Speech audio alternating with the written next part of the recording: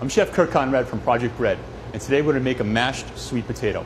A really super easy recipe, but delicious and actually low fat and nutritious. The first thing we're going to do, this is a sweet potato. You know, some people, yams, sweet potatoes, they're really, really nutritious, low in fat, high in vitamin A, and they're actually something that's really making a comeback in the culinary world.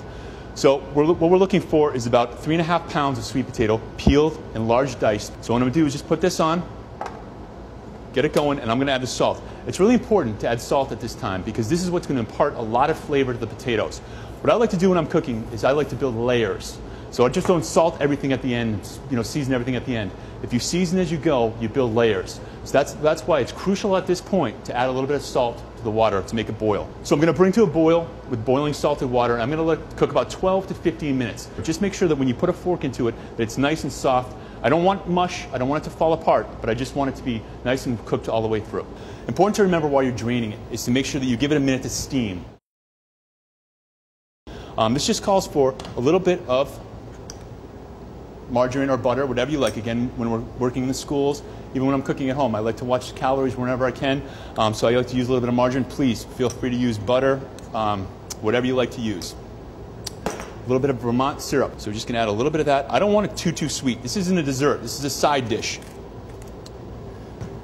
A little bit of white pepper. I like white pepper because it adds a little bit of spiciness, but it also doesn't have the black specks. Of course, whatever you like using. I'm a big fan also of fresh ground black pepper.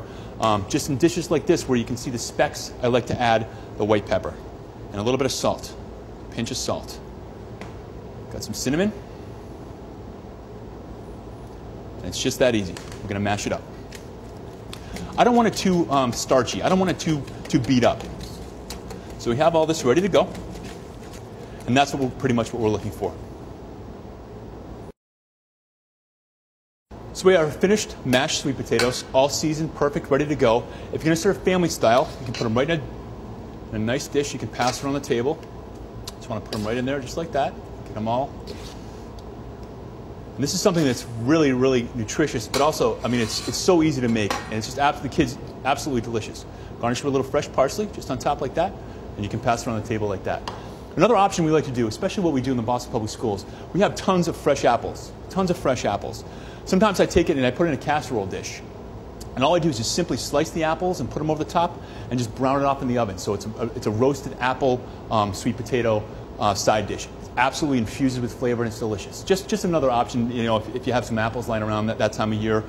But it's absolutely, it looks great and it smells fantastic when it's cooking. It's actually a wow factor when you bring it to the serving line or the table or anything like that. So you have fresh homemade sweet potatoes, simple, easy, fast, nutritious, and very economical.